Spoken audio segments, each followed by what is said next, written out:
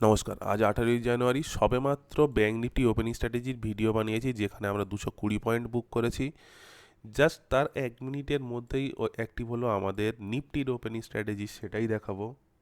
Nifty opening strategy কীভাবে entry নিতে হয় না জানলে আগের ভিডিওগুলো দেখতে পারেন, বা আমাদের সমস্ত স্ট্র্যাটেজি শিখতে আমাদের এই ব্যাচ জয়েন করতে পারেন। প্রথম ভিডিওতে দেখিয়েছি ব্যাঙ্ক নিফটি ওপেনিং স্ট্র্যাটেজি কীভাবে 221 পয়েন্ট বুক করেছি, আগের ভিডিও দেখে নিতে পারেন।